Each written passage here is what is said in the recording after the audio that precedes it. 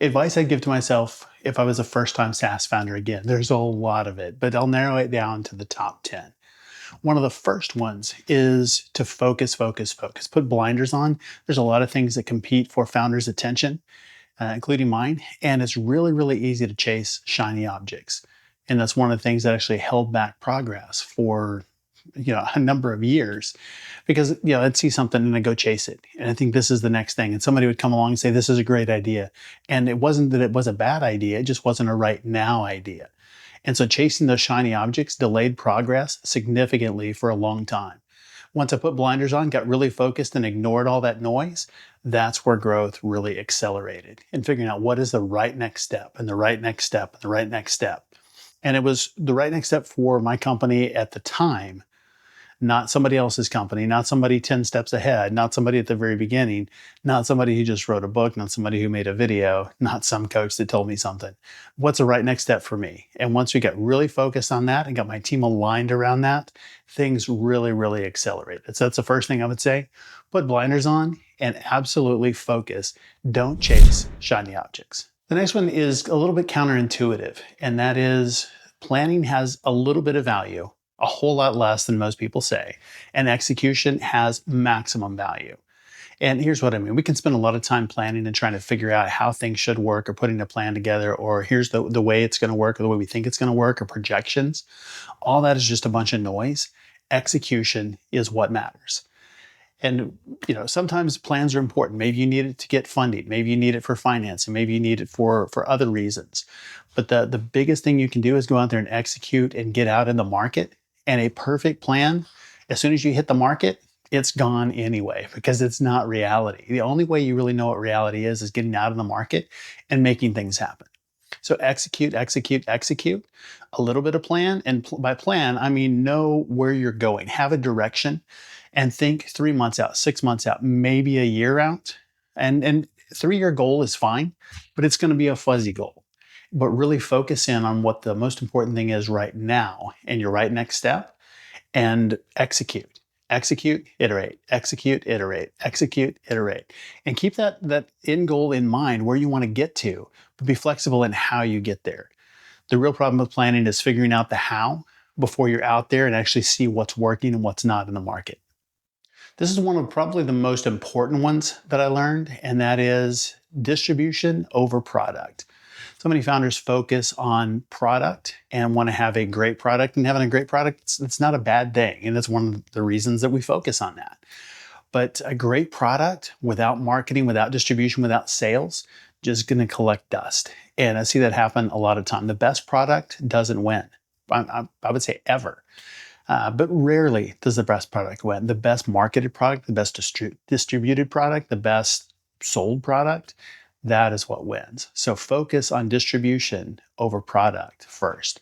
Yeah, we want great products, but the key is getting it out there in the marketplace. And that's going to give you feedback. So there's a feedback loop when you're working with your customers, and they'll tell you what they want. And then you can create that, and they'll tell you what they want. But creating it in a vacuum or building the best product ever, especially if you don't have that feedback in the short term, you end up building a whole bunch of stuff and taking it out to market. The market goes, yeah, it's all right, but we really don't need that. That sucks. Focus on distribution, get out there in the market. And I would say it's easier to sell a bad product, because we see them out there all the time. I could name some names, but there are some really popular products out there that are not that good, but they have sales and distribution. There are some great products that are in the shadows that nobody knows about because they don't have that distribution. It's a lot easier to sell a bad product than it is to build and build and build, and then go to market with something that's perfect and you don't have anywhere to take it to. The best product in the world will become obsolete without sales. It'll just sit around and collect dust. So focus on distribution. When you're building your product, only take feedback from those that are voting with their dollars, the paying customers.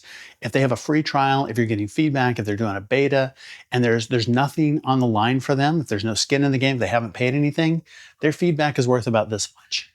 And I've chased a lot of false trails by focusing or taking feedback from people who are, free trials or testing.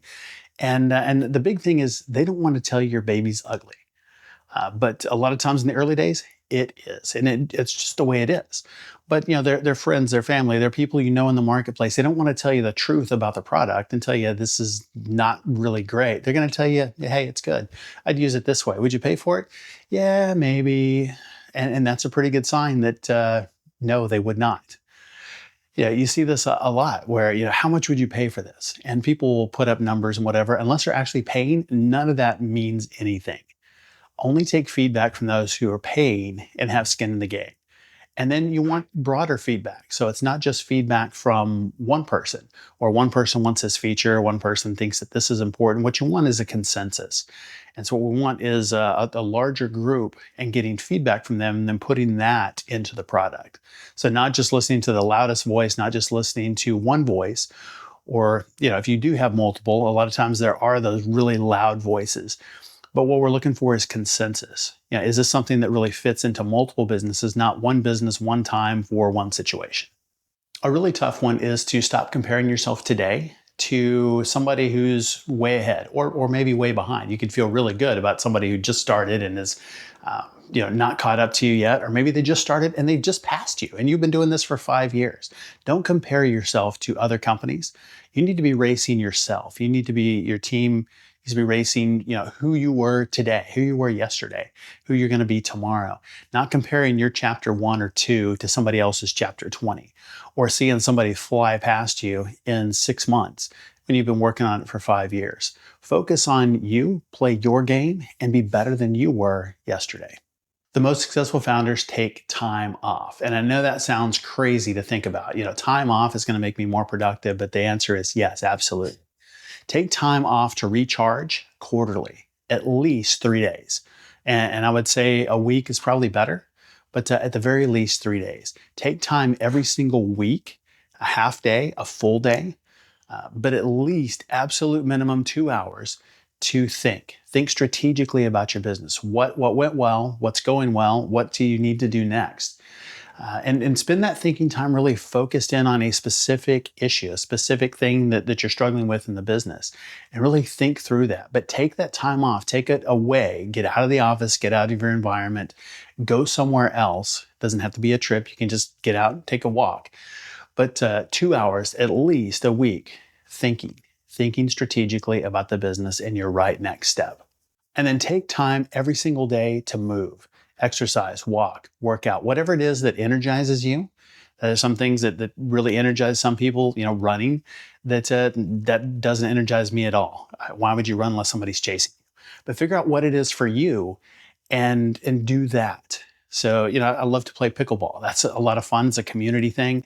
I like to walk. I like to work out. I like to play racquetball. I like to play basketball, especially, you play with younger people and, you really get some competition. But figure out what it is for you and do something every day to move and think and expand. It's really easy to get stuck in an office and just work 12 hours, 16 hours, 18 hours, sleep a few, and go back and do it again. And it's Groundhog Day over and over again. And it turns into, maybe you get some things done, but it turns into a doom loop without having that time to get away and recharge. Understand how your customers are using your solution. And your use case may be very different than their use case. This is always something that's fun, is to see how they're using it, because we can create features and we have an idea of how they're going to be used. And then you go and you actually see it in production and see how they're using it. And you're like, I never thought about that. That's the problem you're trying to solve. Or then they'll find workarounds. And they're like, I'm trying to get it to do this, not really sure how, so I just did it this way. And that will open up new opportunities for feature enhancements. It'll open up opportunities maybe for adjacent markets, or things that you can do that have higher value because now you're solving a problem that is different, that's bigger, that you didn't envision.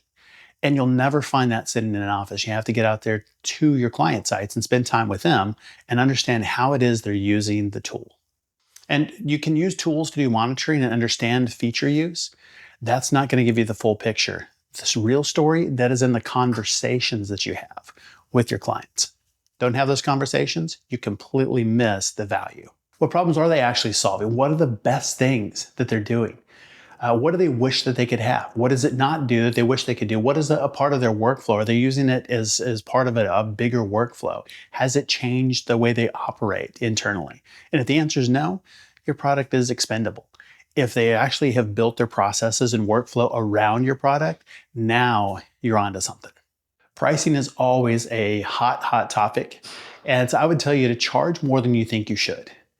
And a few reasons for that. One is you can always come back down if you're just so far out of the market. But a lot of times we undervalue our solutions. And we can look at competitor prices or we can look at other things in the market and we go, okay, it's going to be like that, but it's going to be priced down here. But what you really want is a premium. And so create a premium tier, create a premium product, price it more than you're comfortable with.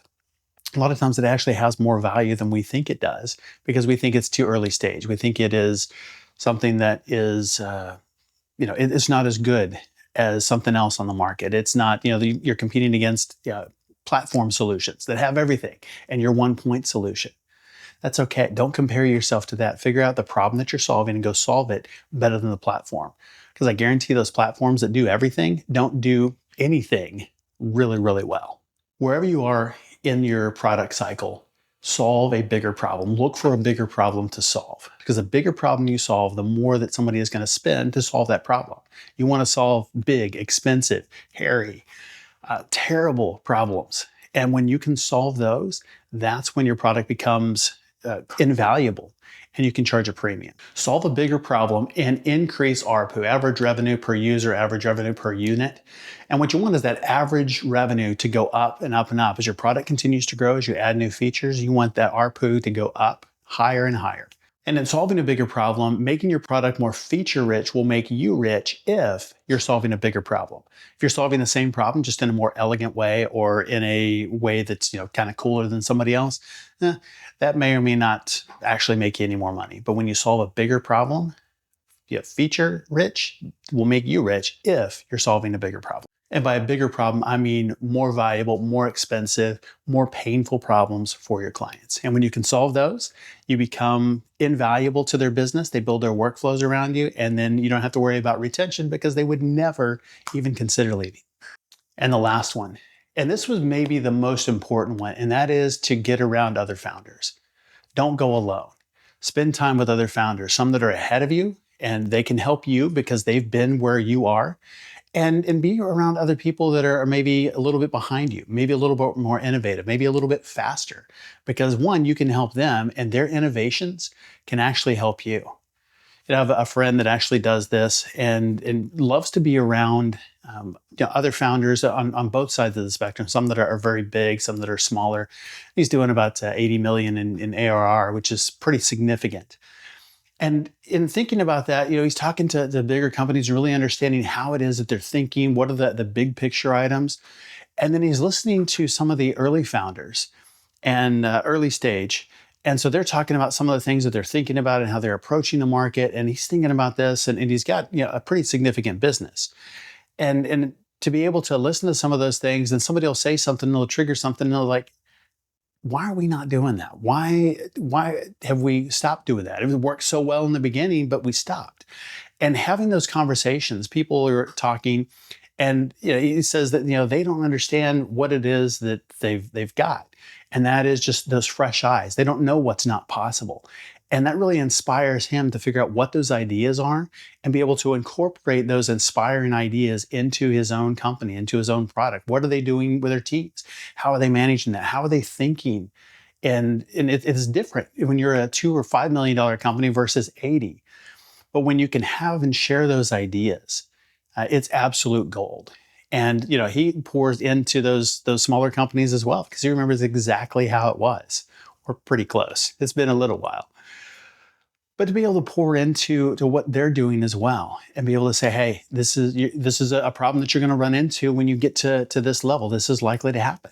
And to be able to have those conversations and it's okay. Here's a really good way to deal with it. Here's how we got past that. So that camaraderie, that community, the leaders, absolutely critical in building. Building is hard. It's hard. It's lonely. There's a lot of questions and not near as many answers as we'd like. But when we can be around other people, and sometimes we get answers. Sometimes we just find out they've got the same questions that we do, and we've got somebody to walk with through this together. And that's a really, really invaluable thing. So don't go alone. Get around other founders, get in a peer group, get in a community. You're welcome to come check out ours. That's what we do. We create community, B2B SaaS founders, tech leaders at all stages, specifically 1 to 10 million. And then we've got another group that's 10 to 50 plus. So come check out our community. And that's one of the things that I did early and wish I had done it even earlier. So there you go. There's the things that I would tell my younger self in just a few minutes.